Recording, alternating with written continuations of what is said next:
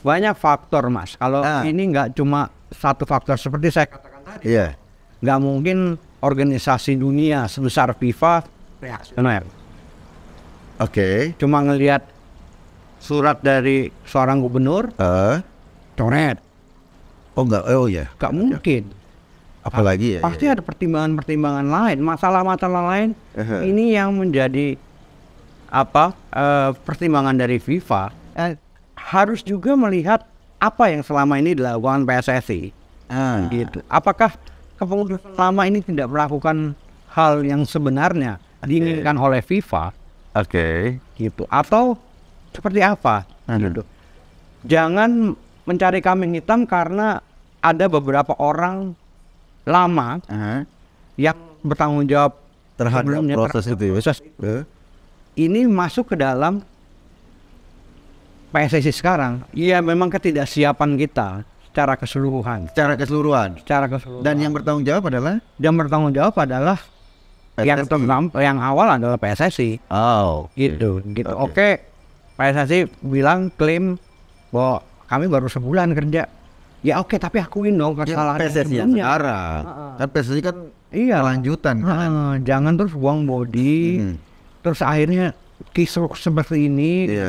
Ini kan yang nggak benar gitu.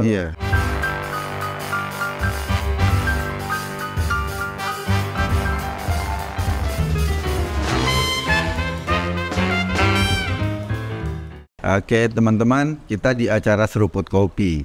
Seruput Kopi itu acara di Cokro TV, tapi karena ini puasa kopinya nggak ada.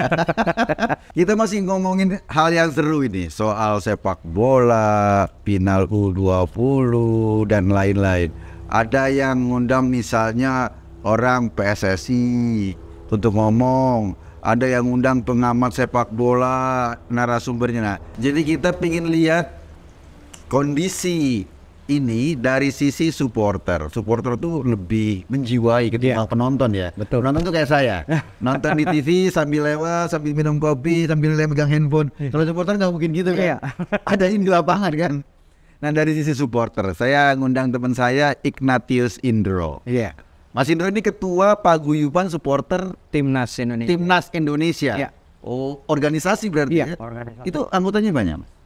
Ada ribuan lah kalau ribuan ya. Di seluruh Indonesia atau di seluruh Indonesia, dan kebetulan kan kami PST ini sebenarnya berdiri di kantor GP Ansor. Jadi anggotanya lebih banyak teman-teman Ansor. Oh, ini hebat juga namanya Ignatius tapi orang Ansor. Ya, saya Kanu kebetulan Mas. Katolik Kanu. Nah ini menarik ini. Bagaimana satu organisasi ini kan soal penonton kan, supporter banyak yang kecewa kan. U20 ini kita harus jadi tuan rumah, terus kemudian sekarang sudah dipastikan gagal. Gimana perasaannya, Mas? Perasaan kecewa gitu ya. Karena kita kan berharap kita bisa menyaksikan calon-calon bintang, karena ini U20 kan. Calon-calon bintang sepak bola di mana dunia gitu ya. Baik dari Brazil, dari negara-negara top lah, Inggris.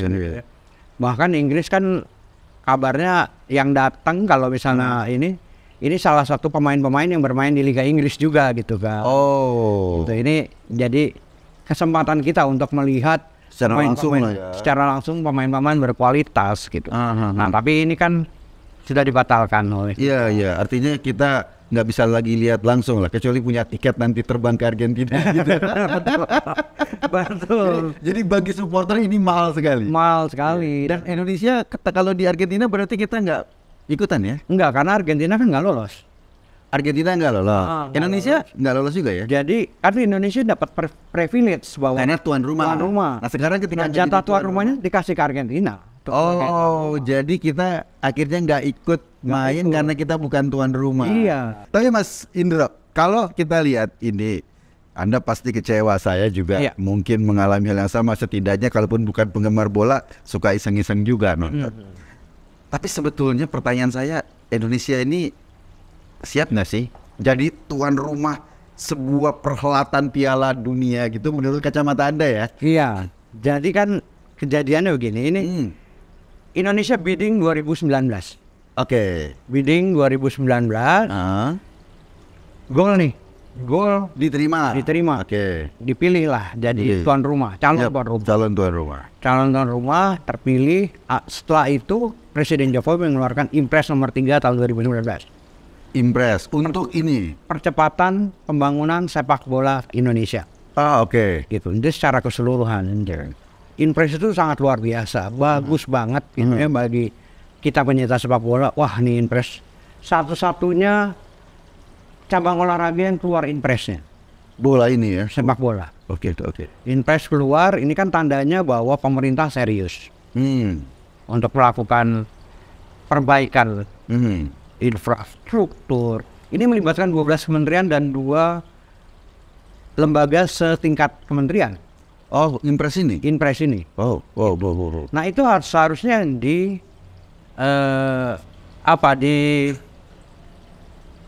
sama PSSI dan juga Menpora. Menpora sebagai ujung tombak Impres ini, gitu ya. Impres ini untuk memperbaiki sepak bola Indonesia. Oke. Tapi ini yang saya lihat belum dilakukan. Oleh Menpora maupun apa yang belum dilakukan? Banyak sekali, Mas. Ya, salah satunya infrastruktur stadion aja. Apakah sudah memenuhi standar FIFA? Oke. Jadi stadion-stadion kita menurut Anda itu belum memenuhi standar FIFA atau gimana? Belum. Belum. Kalau sudah memenuhi nggak bakal ada kejadian kanjuruhan. Oh. Itu memang problemnya salah satunya itu gitu loh. Dan ini kan sebenarnya kalau kita punya JIS, Jakarta International Stadium Internasional. Oh, nggak layak juga. Saya kerja di depannya JIS kebetulan. Oke, itu jauh dari standar FIFA. JIS itu mewah dalamnya. Oke. Tapi bagaimana sisi penopang itu sama sekali nggak diperhatikan. Parkiran cuma buat 800 kendaraan. Oke. Bayangkan kalau yang datang 80.000. Oh, pasti iya. Terus juga bagaimana transportasi umum. Iya. Ini sama sekali tidak menjadi perhatian bersama pembangunan JIS. Saya kerja di seberangnya JIS. Tahu betul kalau misalnya karyawan-karyawan di kantor saya itu ingin pulang di atas jam 6 itu udah kesulitan. Oh, jadi memang pilihannya itu maksudnya bukan cuma stadion yang berarti standar FIFA ya. Harus diperhatikan. Fasilitas parkir, lingkungan sekitar stadion, kendaraan umumnya seperti apa itu kan juga harus menjadi perhatian, nggak bisa lepas gitu. Kalau mencontoh di negara-negara Inggris gitu misalnya, di setiap stadion pasti itu dekat dengan stasiun kereta. Gitu, komuter atau apa gitu. Tapi kan ini nggak jauh dari mana-mana. Oh iya. Nah, pertanyaannya di Indonesia tuh ada nggak stadion yang memenuhi standar FIFA? Cuma GBK, Mas. Oke. Yang lain-lain stadion-stadion di daerah? Di daerah. Nah, kemarin ini pada kenyataannya setelah sudah mendekati ajang deadline gitu ya. Ini seharusnya kan sepatutnya karena 24 tim, minimal 6 stadion. Kita butuh 6 stadion. Oke. Butuh 6 stadion karena satu misalnya grup ya, A, B, C, D gitu. 24 tim, tiap grup satu stadion. Oh, oke. Langsung di stadion itu minimal. Iya. Tapi kemarin kita dengar yang layak cuma 4. Yang di Indonesia yang layak stadion layak standar FIFA maksudnya cuma 4.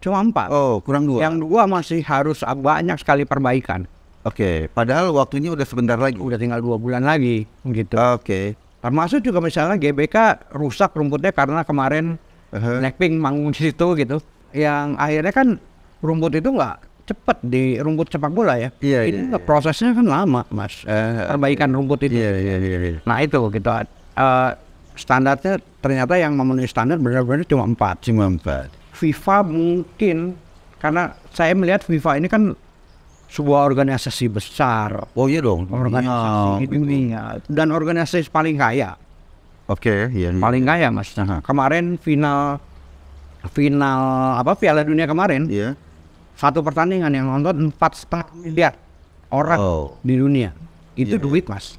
Iya, karena hak siarnya masuk ke FIFA dan lain-lain ya. Itu Pak. Apakah dengan organisasi sebesar itu mereka reaksioner untuk ada satu kasus sedikit masalah Israel gitu ya, terus langsung bereaksi gitu ya. Saya pikir enggak gitu. Artinya Anda pengen berkata bahwa sebetulnya pembatalan atau tidak jadinya Indonesia menjadi tuan rumah itu bukan karena reaksi atau statement 1-2 orang gitu ya. Bukan. Ada sesuatu yang lebih serius dari itu. Iya. Terutama kan setelah kejadian Kanjuruhan, FIFA itu rajin untuk datang ke Indonesia. Gitu, membantu transformasi sepak bola Indonesia. Maksudnya transformasi sepak bola ini kayak apa nih? Ada transformasi sepak bola ini benar-benar perbaikan di segala sisi dari sepak bola Indonesia. Dari sisi pertandingannya, dari sisi kompetisinya, dari sisi infrastrukturnya, stadionnya tadi itu ya, segala, terus tempat latihan, dari supporternya. Supporternya termasuk? Iya dong. Iya. Oke. Gitu. Mungkin FIFA melihat transformasi ini juga tidak berjalan bagaimana juga dengan proses hukum pada tragedi Kanjuruhan ini sendiri. Ini itu kan juga menjadi menurut Anda jadi pertimbangan FIFA ya, karena ini kan hasilnya mengecewakan. Pas jadi tersangka cuma 6, ya kan? Jadi terdakwa itu sekarang cuma 3 yang ada vonis hukuman, 2 bebas, 1 masih menunggu vonis. 135 nyawa, tersangkanya cuma 6. Dan menurut Anda itu tetap menjadi catatan FIFA? Iya, dia ngelihat bagaimana proses hukum yang dia lakukan pada tragedi Kanjuruhan. Ketika ini tidak berpihak pada korban, ini menjadi masalah. Tapi kan kita pernah punya catatan nggak sih pertandingan sepak bola luar yang penonton, kan itu kan kejadian karena ada semangat antar daerah ya. Ada ada gairah daerah dengan daerah sehingga kemudian kita pernah ada nggak sih sepak bola antara timnas atau tim nasional Indonesia melawan asing kemudian terjadi yang dalam tanda kutip memalukan gitu, yang bisa jadi catatan FIFA? Ada beberapa, Mas. Contohnya ini sebelum tragedi Kanjuruhan ya.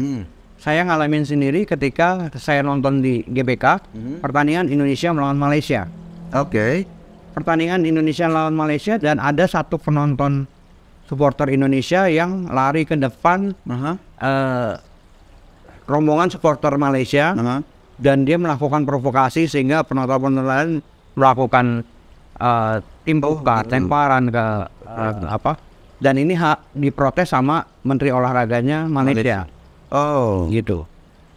Demikian juga dengan kejadian pas kita melakukan away di Malaysia. Penonton kita dipukulin di sana, di Malaysia. Dan setelah itu, ini kan PSTI sebagai organisasi ini selalu mengupayakan adanya payung hukum untuk supporter. Pas kejadian itu, kita bertemu dengan Komisi 10 DPR. Kita usulkan ini harus ada payung hukum ya untuk melindungi dan menjamin keamanan dan kenyamanan supporter dalam menyaksikan sebuah pertandingan. Gitu. Ini harus ada aturan hukumnya seperti apa. Akhirnya masuklah supporter dalam Undang-Undang Keolahragaan Nasional. Masuk ya sekarang? Masuk. Tahun 2022. Ketika ini sosialisasikan pertama kali, saya bertemu dengan Pak Zainuddin Amali, Menpora saat itu. Gitu. Dan saya sudah tekankan Pak Menpora ini harus ada aturan turunan di bawah ini yang memaksa seluruh stakeholder untuk melakukan minimal edukasi terhadap supporter hingga ke akar rumput. Jadi dari pemerintah harus masuk mengedukasi supporter kita. Dia memaksa, harus aturan itu memaksa seluruh stakeholder, termasuk ke perusahaan-perusahaan yang mengambil keuntungan dari sepak bola. Misalnya TV, Hamsiar TV gitu kan? Mereka harus ada CSR juga dong untuk supporter. Terus juga aparel. Juga harus melakukan itu gitu. Termasuk politisi yang jadi pengurus PSSI kan dapat keuntungan juga. Keuntungan politik lah sebenarnya. Bisa jadi itu. Pokoknya ada semua yang mengambil keuntungan dari sepak bola ini harus terlibat dalam edukasi ini. Dan itu sampai kejadian Kanjuruhan tidak dijalankan, Mas. Sampai nggak banyak ada edukasi. Anda sendiri sebagai ketua paguyuban supporter itu pernah nggak dalam tanda kutip menikmati edukasi dari pihak-pihak berwenang itu? Kita yang melakukan ya Mas. Anda yang melakukan? Iya, kita pertama melakukan di kawasan-kawasan irisan antara pendukung Persib dan juga pendukung Persija di kawasan Bogor. Sampai kita bangunkan UKM mereka.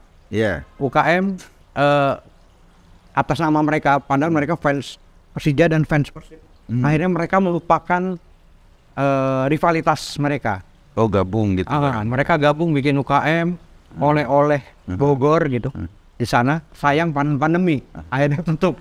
Nah, kalau tadi dari kisah Anda, ini problemnya lebih dalam itu. Lebih dalam dari sekedar statementnya 1-2 orang yang nggak setuju Israel. Menurut Anda itu ya?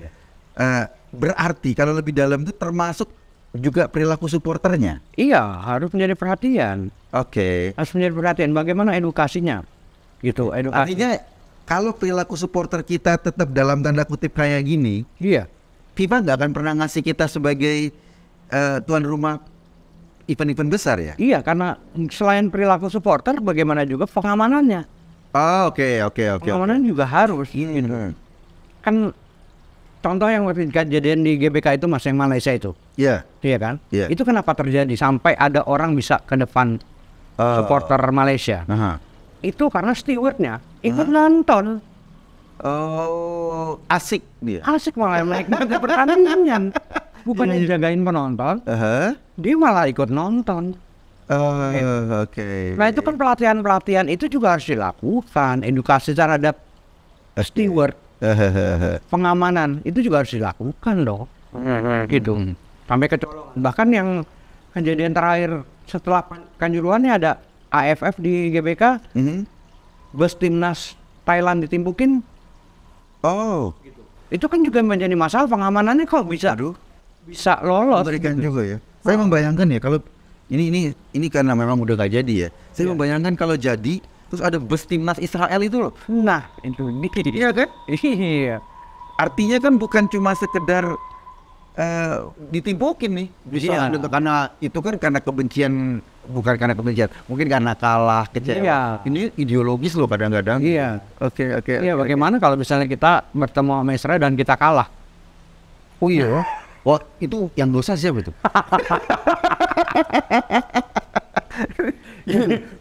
Kita kalah sama Israel. Iya. itu faktor-faktor banyak sekali. Saya ingin mengatakan begini. Jadi Anda melihat bahwa sebetulnya ketika kita dapat surat persetujuan tahun 2019 sampai sekarang, perbaikan belum banyak dilakukan. Mas. Dan Anda ingin mengatakan siapa yang paling bertanggung jawab ini? PSSI kah? Pemerintah kah? Perbaikan ini. PSSI harusnya bisa menjadi ujung tombak perbaikan sepak bola Indonesia. Pengurangan sekarang baru sebulan. Iya kan? Iya. Sementara ini masuk dalam kepengurusan sebelumnya. Iya. Tapi nggak perlu juga nutupin kesalahan pengurusan sebelumnya dengan menjadikan hal lain menjadi kambing hitam atau lain menjadi kambing hitam dong. Apa yang Anda maksud dengan kambing hitam dan bagaimana Anda mengambil kesimpulan bahwa itu kambing hitam? Iya, sekarang kita tahu bahwa yang diserang kan ada partai politik yang diserang. Ada partai, ada Mas Ganjar, ada poster. Iya, ada Pak Ganjar, ada poster yang diserang. Iya. Jangan-jangan nanti yang diserang juga gara-gara itu. Udah biasa Mas. Harus juga melihat apa yang selama ini dilakukan PSSI. Gitu. Apakah kepengurusan lama ini tidak melakukan hal yang sebenarnya diinginkan oleh FIFA? Gitu. Atau seperti apa? Gitu. Jangan mencari kambing hitam karena ada beberapa orang lama yang bertanggung jawab terhadap proses itu. Ini masuk ke dalam PSSI sekarang. Ada 6 exco lama yang masuk. Terus juga sekjen yang sekarang kemana-mana dampingin Pak Amali. Itu kan sekjen lama juga. Dan dia bertanggung jawab juga dong secara moral kasus Kanjuruhan. Iya. Itu. Kalau misalnya kita ngikutin TGIPF kan harusnya kepengurusannya mundur semua. Baru ada kekosongan kekuasaan. Ada KLB. Oke. Kongres luar biasa. Gitu. Tapi kan ini enggak. KLB dulu gitu. Rekomendasi GFF diabaikan. KLB dulu dan pilihnya pengurusnya yang itu lagi. Iya, dan kepengurusannya dari 6 exco dari 12 exco 6 yang exco lama. Oh, gitu. Anda ingin mengatakan bahwa kalau dari sisi pemerintah gimana? Kalau dari sisi pemerintah, nah itu dia. Kenapa saya melihat sih pemerintah mendapat masukannya hanya dari PSSI. Oh iya, karena kan nggak ada organisasi olahraga sepak bola lain. Iya, gitu. Dan kedepannya sih harus mendengarkan dari yang lain juga, seluruh stakeholder sepak bola. Oh, oke. Nah, kalau gini, misalnya kan Anda lihat ini problemnya di titik itu. Iya. PSSI pasti banyak yang kecewa dong. Karena saya yakin ada banyak orang yang berharap PSSI itu bisa rebound gitu dengan jadi panitia ini. Bahkan Pak Jamaluddin Amali Zainuddin Amali itu sebagai Menpora rela mundur loh dari menteri loh untuk jadi wakil ketua umum PSSI. Mungkin harapan dia nanti kita akan jadi tuan rumah Piala Dunia kan. Betul. Gitu ya. Tapi ternyata nasib berkata lain. Nah, kalau kayak gini kasusnya, Anda ingin mengatakan bahwa sebetulnya titik masalah kita gagal jadi tuan rumah itu apa? Iya, memang ketidaksiapan kita secara keseluruhan. Dan yang bertanggung jawab adalah? Yang awal adalah PSSI. Oh, gitu. Oke, PSSI klaim bahwa kami baru sebulan kerja. Ya oke, tapi akuin dong kesalahan PSSI sekarang. Kan PSSI kan lanjutan kan. Jangan terus buang body. Terus akhirnya kisruh seperti ini. Ini kan yang nggak benar gitu. Kalau misalnya evaluasi terhadap PSSI yang lama ini dilakukan oleh Pak Erick Thohir gitu ya. Ini kan transformasinya ke depan akan jelas. Apa sih yang perlu dibenahi di sepak bola Indonesia? Termasuk juga mungkin surat dari FIFA kepada Pak Presiden kemarin. Apa itu? Anda tahu? Nah itu dia. Itu tidak dibuka oleh Pak Erick. Gitu. Pak Erick ngakunya nggak melihat surat. Tapi kan ada nganterin yang beredar di publik ya. Ada soal keamanan katanya. Yang menjadi alasan FIFA kemudian membatalkan Indonesia sebagai tuan rumah. Ada faktor intervensi pemerintah. Itu yang dimaksud adalah statementnya Pak Wayan Koster. Gitu lah. Itu katanya dianggap faktor intervensi pemerintah. Ada yang bilang tadi Anda bilang ini faktor ketidaksiapan kita. Gitu lah, ya kan? Ketidaksiapan berarti panitianya nggak siap. Panitianya ya boleh dikatakan PSSI lah gitu. Ada faktor ideologis misalnya. Karena Israel ini menjadi peserta maka akan menjadi rawan Indonesia. Banyak variabel faktornya. Ini kan cuma salah satu faktor. Bagaimana Anda meyakinkan kita nih bahwa faktor itu yang paling benar, bukan faktor keamanan gitu. Banyak faktor, Mas. Kalau ini nggak cuma satu faktor seperti saya katakan tadi. Nggak mungkin organisasi dunia sebesar FIFA reaksioner.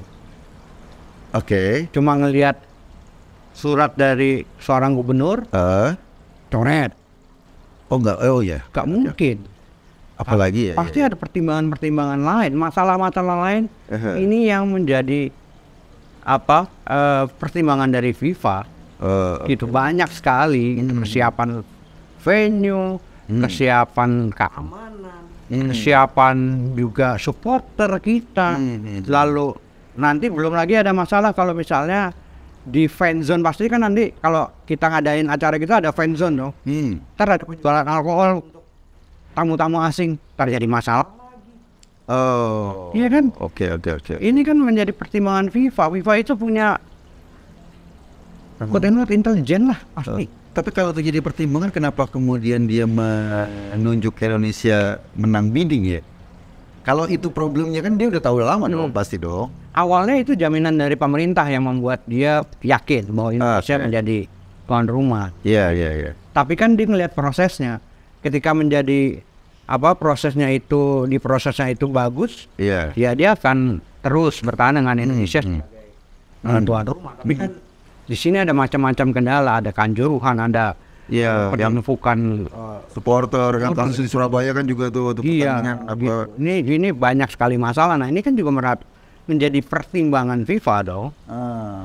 Nilainya kayak guru aja di rapot. 3 lo, 2 lo. Kayak gitu kan. Lo artinya bukan cuma prestasi dalam tanda kutip sepak bolanya yang harus ditingkatkan, tapi keseluruhan infrastruktur sepak bola itu yang itu harus ditingkatkan ya. Iya, bagaimana kompetisinya. Gitu kok bisa Liga 1 tanpa degradasi. Ini kan suatu keanehan juga. Gitu. Mana ada sih pertandingan tanpa degradasi? Apakah ini membuat itu faktor apa tanpa degradasinya? Kalau saya baca lihat atau di websitenya FIFA, bukan di website sih, di akun media sosialnya, ada kata after Indonesian stood down. Stood down itu diartikan kayak mundur gitu. Berarti sebetulnya ini bukan FIFA yang mutusin. Gitu. Ada yang menafsir begitu tuh. Ada jangan-jangan ini Indonesia yang mundur. Iya kan? Jangan-jangan Indonesia yang mundur. Kenapa mundur? Mungkin karena itu tadi infrastrukturnya nggak siap. Iya. Infrastruktur nggak siap, lalu juga transformasinya kurang berjalan. Iya. Gitu. Nah, kalau misalnya terkait dengan masalah Israel, itu kita sudah ada Permenlu. Peraturan Menteri Luar Negeri. Itu nomor 3 tahun 2019 yang menyatakan memang tentang pelarangan pengibaran bendera, terus penayangan anthem Israel gitu ya. Itu sudah ada, dan ketika tahu bahwa Israel lolos dinyatakan lolos Piala Dunia U20 gitu ya. Itu setelahnya nggak lama setelah itu Menlu sudah mengirimkan surat ke FIFA. Jadi sebetulnya problem ini sudah dibaca sejak lama ya. Gitu. Ada ketidaksinkronan nih gitu ya antara sepak bola atau olahraga dengan aturan kenegaraan kita kenegaraan. Iya. Sudah dikirimkan surat ke FIFA, otomatis juga PSSI harusnya tahu dong sebagai wakil dari FIFA di dalam negeri. Iya. Nah, dengan begitu seharusnya ada negosiasi, sudah ada negosiasi. Lalu juga mungkin kalau butuh co-host, gitu, ini negosiasi juga dengan negara yang menjadi target menjadi co-host. Misalnya Singapura atau di Timor Leste, gitu kan, atau Thailand, ya. Ini sudah ada juga, tapi kan ini tidak dilakukan, gitu. Kenapa ya? Nah, itu yang menjadi.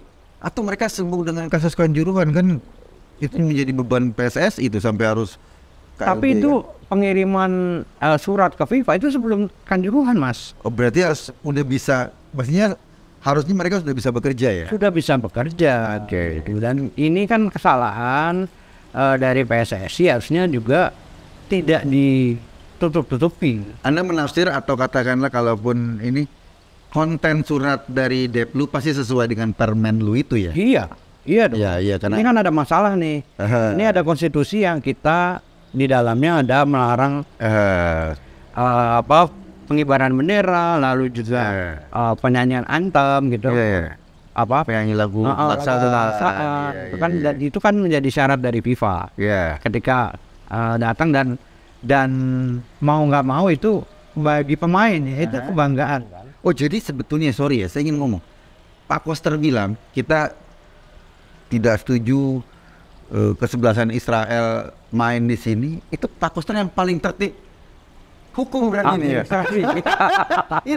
Karena dia tahu ada, mungkin dia tahu atau enggak ya, tapi setidaknya kalau ada aturan hukum kita, Permenlu yang ngomong di Indonesia nggak boleh ada pengibaran bendera Israel, tidak boleh ada lagu kebangsaan Israel dan lain-lain dalam sifat kebangsaan, dan ini belum dijelasin apakah nanti kalau tim Israel main pakai bendera apa enggak, dan Pak Koster menolak gitu. Sebetulnya Pak Koster yang mengatakan, kita tertib aturan dong. Iya, gitu ya? Bisa jadi seperti itu. Mengingatkan, ini udah diselesaikan belum nih masalah ini? Oh, oke. Gitu. Terus kenapa kemudian Pak Erik agak drama? Iya drama, bahkan tadi Sriwijaya saya agak kelepasan. Bilangnya PSSI lebay. Oh ya, tadi ada di Sriwijaya. Iya, gitu kan. Itu agak Kenapa? Apa kesimpulan Anda kok lebay gitu? Iya, karena dia seolah-olah tidak melihat faktor-faktor lain kecuali itu.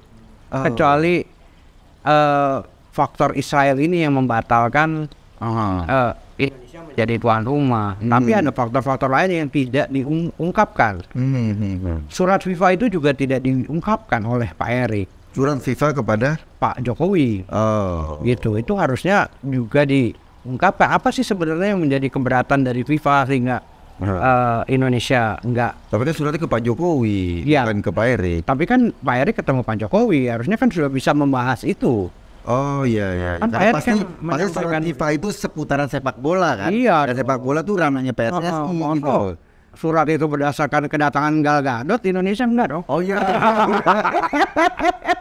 Kalau itu suratnya ke saya. Iya. Gal Gadot datang ke Indonesia enggak. Oke. Jadi, nah, kenapa kok kalau seandainya menurut Anda tadi Bu Retno sudah kirim surat jauh-jauh hari sebelumnya, mestinya PSSI tahu. Ya. Kemudian ada infrastruktur kita yang belum siap, mestinya PSSI tahu. Iya. Kok kenapa belakangan seolah-olah mereka jadi kayak paling dihakimi, paling dijalimin dengan gagalnya jadi tuan rumah, padahal belum tentu kalau jadi tuan rumah beneran mereka sanggup. Iya, itu dia kan ya yang saya ngelihat nih PSSI tertutup dengan hal itu. Entah kenapa, apakah tadi seperti saya katakan ada orang-orang lama yang masih di dalam tubuh PSSI sehingga kalau PSSI membuka itu menjadi tidak kondusif di PSSI. Ini yang bisa terjadi. Pak Erik melakukan itu untuk menutupi kesalahan-kesalahan dari era sebelumnya. Gitu. Ini yang nggak ngerti juga kenapa Pak Erik akhirnya lebih fokus pada masalah Israel ini. Gitu. Termasuk Pak Zainuddin Amali. Ya kan ketimbang nanti elektabilitasnya turun kan. Ya harus drama sedikit lah biar tetap jaga citra. Ya justru kan ini dia malah menjadi masuk ke ranah politik dan dia tentunya membiarkan orang-orang nih lebih jadi kacau. Oke. Bola ini menjadi bola liar, menjadi bola salju, gitu dan dengan ketidakterbukaan itu bagaimana kita melakukan transformasi sepak bola ke depan? Artinya Anda melihat bahwa ini sebetulnya melulu karena soal semua lagi ngeles karena takut resiko politik, nggak ada yang mau beresin sepak bola gitu ya? Iya, ini kan malah di sini sepak bola dijadikan yang politis, dicampur bawakan nama politiknya malah di sini gitu. Oh iya gitu kan. Ya, mestinya memang fokus pada perbaikan sepak bola. Ini kenapa dia langkah-langkah politis ya? Nah, Anda yakin bahwa sebetulnya kalau ada surat dari Menlu PSSI udah tahu lama? Yes, pasti tahu dong Mas. FIFA itu kan di bawahnya adalah PSSI. PSSI Indonesia. Itu, ya. PSSI itu FIFA-nya Indonesia itu PSSI ya. Dengan pemberian surat ke masa diem-dieman sih Bu Retno ngasih ke FIFA, PSSI jangan tahu. Nggak mungkin. Gitu ya? Harus tahu. Kalau dia tahu. Lalu kenapa dia ngomong bahwa ini problemnya adalah ada gubernur yang nolak gitu loh? Nah itu dia, itu kan seolah-olah buang bodi. Gitu. Ini jangan dilakukan. Kenapa dia nggak ngomong ini problemnya gara-gara Menteri Luar Negeri kita nolak? Gitu loh. Kan itu resmi lagi. Statementnya Bu Retno kirim surat ke FIFA itu resmi loh atas nama lembaga negara kan. Negara. Sementara gubernur kan statementnya cantum aja kan. Bagajnya cantum aja. Nggak ada surat-suratan gitu loh. Ya itu mungkin mencegah. Nah setelah Bu Retno ada ini kenapa PSSI nggak ngelobi? Oh ya, bagaimana penyelesaiannya? Iya, penyelesaian jalan tengahnya seperti apa? Sebenarnya kan kalau lama lobby itu bisa dilakukan ke siapa. Kalau sudah selesai, nggak ada drama. Nah itu dia. Kalau nggak ada drama, nggak ada yang nangis-nangis, nggak ada yang tersenduh-senduh dan kemudian orang dikasih ini sudah berjuang capek. Nah drama ini kan semakin jelas ketika misalnya pemain-pemain timnas ini bukan di mentalnya diperbaiki, tapi malah dibawa tuh ke media ini, ke media itu. Iya kan ini memang semakin menjadi drama gitu. Sebelumnya kita sendiri PSTI ini oke, kalau misalnya program-programnya Pak Erik kita ngeliat oke nih. Oh bagus lah ya. Bagus lah ya gitu. Ketika misalnya terkait dia kerjasama dengan polisi untuk match fixing, lalu juga bagaimana mengumpulkan supporter walaupun ini masih elitis. Tapi sudah ada langkah ke sana. Tapi setelah kejadian, kok makin drama ya gitu kita.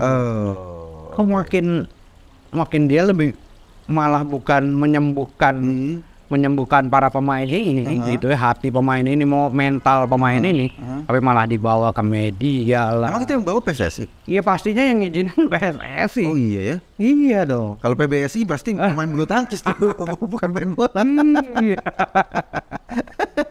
Gitu ya? Iya. Nah, menurut Anda itu dampaknya buat pemain kita ini kan banyak juga yang ngomong kasihan anak-anak muda kita, mereka sudah fight, mereka ingin membuktikan bagaimana kita bisa mengalahkan Israel di lapangan rumput gitu kan, mereka pengennya begitu, tapi kesempatan itu nggak ada.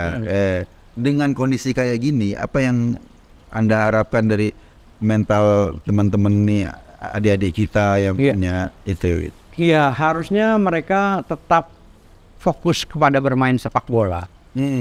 Gitu ya, jangan lagi terlibat misalnya ke perseteruan yang nggak penting gitu. Itu mereka fokus sehingga mereka bisa mengembalikan moralnya ketika mereka bermain bola lagi gitu. Dan diusahakan menembus Piala Dunia ini secara kualifikasi lewat jalur prestasi lah. Jalur prestasi itu kualifikasi. Kalau misalnya kita bisa menembus lewat kualifikasi, maka ini pembuktian sistem sepak bola kita sudah ada peningkatan. Oke. Gitu. Tapi kan kalau enggak, ya udah begini-begini, kita berharap ke depannya lagi akan menunggu kita jadi tuan rumah. Gitu. Nah, tambah lagi statement Pak Erick Thohir yang menyatakan bagaimana kita menjadi tuan rumah ke depannya. Ini kan ada pesimis, Mas. Iya. Maksudnya bagaimana Indonesia akan menjadi tuan rumah ke depannya? Dia ragu gitu. Dia ragu ketika masih ada Israel. Lah, kalau Israel dalam 3-4 tahun ini memberikan kemerdekaan pada Palestina, ini kita berubah. Terjadi perubahan konstelasi politik dunia. Ya. Nah itu kan berubah. Nggak bisa juga kita seolah-olah memberikan rasa pesimis. Kalau ada perubahan konstelasi dunia kan ini juga bisa berubah. Saya ingin mengatakan begini, bahwa kondisi ini bikin Pak Erik jadi pesimis tadi seperti Anda bilang, bikin pemain-pemain jadi down, kemudian jadi ya juga drop, akhirnya mentalnya drop. Berarti ada optimis nggak dengan perkembangan sepak bola Indonesia ke depan kalau kayak gini? Kita lihat dulu blueprint sepak bola Indonesia akan dibuat seperti apa. Kita mau niru mana nih? Meniru Amerika. Amerika ini perkembangan usia dininya, pemain-pemain usia dininya, ini kan di sekolah-sekolah formal. Makanya sebelum masuk NBA ada NCAA sebagai godokannya. Gitu kan. Kalau kita ngikutin gaya Eropa, itu klub-klub memiliki klub harus memiliki akademi yang akhirnya di situ akan ada kompetisi akademinya itu. Itu. Nah blueprintnya ada seperti itu nggak?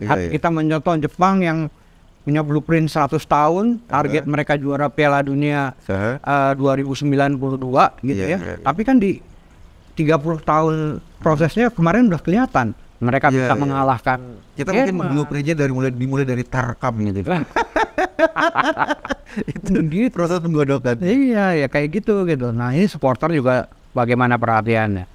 Kami kemarin PSTI ya, edukasi itu kami lakukan kerjasama dengan Universitas 17 Agustus. Kita adakan turnamen futsal sekalian edukasi supporter. Gitu. Nah, jadi gini. Ketika kemarin kan Pak Erik katanya diutus atau katakanlah berangkat ke Qatar untuk ketemu ketua FIFA. Menurut Anda, sebelum dia berangkat, dia udah tahu nggak bahwa nggak mungkin gitu? Nah, saya yakin sebenarnya sebelum ke Doha pun sudah arahnya sudah jelas. Bahwa ini akan dibatalkan. Makanya Bung Yesayas itu sudah mengeluarkan kan sebelumnya. Ini akan dipindahkan nih ke Uruguay gitu. Ini menarik ini. Kalau Pak Erik sudah sebelumnya ke Korea dan di Korea itu ngelobi negara Korea untuk jadi co-host, berarti kan masalahnya Pak Erik udah tahu soal Israel itu. Terus ngapain lagi sekarang melempar-lempar kesalahan kepada PSSI? Ya itu dia nggak mau bahwa PSSI secara organisasi disalahkan. Walaupun harusnya ditahu juga, dia bisa ngeles tuh. Orang gua baru sebulan cuy. Gua baru sebulan, gua bisa apa sebulan ini? Iya. Gitu. Nah ini juga harus diungkapkan kepada publik oleh Pak Erik, jangan ditutup-tutupin. Anda tahu dari mana bahwa Pak Erik ke Korea itu adalah melobi? Ya, adalah dapat info. Iya. Berarti PSSI harus menjelaskan bener nggak nih? Iya. Gitu loh. Gitu. Ini menjadi pertanyaan. Oke. Nah, sekarang yang Anda tangkap dari PSSI, dia cukup terbuka nggak sih untuk menjelaskan duduk masalah sebenarnya ini apa terhadap gagalnya Indonesia jadi tuan rumah Piala Dunia U20? Ya, itu dia sih, nggak transparan Mas. Nggak terbuka. Nggak mau disalahin juga. Sekarang masalah transparansi di PSSI sendiri kan masalah keuangan aja. Siapa yang bisa bongkar? Pak Mahfud. Tapi nggak ke PSSI juga kan? gitu. Nah, termasuk FIFA gitu. Ini juga transparansi FIFA juga seperti apa?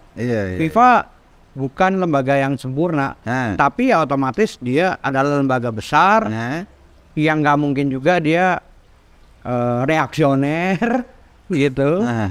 Gampang sekali ngambil keputusan cuma gara-gara statement seorang gubernur, padahal dia tahu statement kepala negara yang lebih tinggi gitu kan. Gitu. Sekarang usulan apa yang Anda harus sampaikan ke pemerintah, ke PSSI, ke siapapun agar entah kapan lah kita siap menjadi tuan rumah? Kalau kayak gini kan kayaknya kita nggak bisa siap-siap jadi tuan rumah nih. Dapur kita nggak punya, istilahnya gitu ya. Piring nggak punya, nanti ada tamu gimana cara nyajikannya kan gitu. Apa yang Anda usulkan kepada pemerintah dan PSSI agar minimal ya 5-6 tahun lagi kita punya kesempatan lagi lah, atau 10 tahun lagi? Yang pertama PSSI harus terbuka. Faktor apa sih FIFA itu sampai membatalkan? Jadi kita tahu masalahnya ya.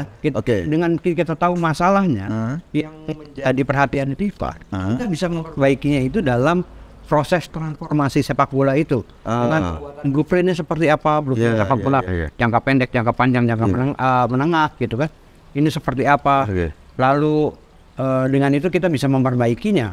Tapi kan ini seolah-olah ditutupi dan dilemparkan kesalahan itu ke orang lain. Jadi nanti asumsinya bagaimana cara membenahi sepak bola Indonesia, minta sama Pak Wayan Koster nggak ngomong. Gitu jadinya ya. Kan tanggapannya selalu begitu kalau gitu. Mulai dari Pak Erik, Pak Zainuddin Amali juga. Tanya dong sama yang nolak. Gimana sih? Kok jadi lempar ini? Sebenarnya dia nggak evaluasi diri gitu. Iya. Ini kan yang terjadi gitu. Gitu. Itu berarti pertama PSSI harus terbuka. Mungkin nggak mereka terbukain? Harus didesakkan itu. Jadi Anda mengatakan kalau nggak terbuka berarti ada sesuatu yang serius di PSSI gitu ya? Betul. Apa yang ditutupin? Gitu. Apakah cuma melindungi orang-orang lama yang ada di dalam PSSI saat ini? Gitu. Kalau ini yang terjadi, ya harusnya PSSI bisa merombak itu. Gitu. Malah sekarang terlalu drama-drama. Kalah drama. Lagi pula Pak Erick kan baru sebulan kan, jadi orang nggak akan nyalain dia loh baru sebulan kan. Iya, gitu. Dengan dia melemparkan apa adanya, emang posisi misalnya PSSI kita belum siap dari dulu. Sebenarnya kan dia juga nggak mungkin disalahin orang baru sebulan gajiannya belum dapat. Baru percobaan belum dapat gaji ya. Iya, apalagi THR kan belum tahun. Oke teman-teman, ini menarik diskusi kita soal sepak bola. Sepak bola memang bundar, tapi selalu banyak sisi yang menarik, karena kalaupun kita dalam tanda kutip prestasi kita biasa-biasa saja, tapi penonton kita salah satu yang paling militan dari sisi sepak bola. Jadi kita juara di penonton, belum juara di pertandingannya. Terima kasih Mas Ignatius Indro. Nanti kita pasti akan sambung lagi membahas hal-hal lain. Kita akan lanjutkan pada diskusi berikutnya. Thank you.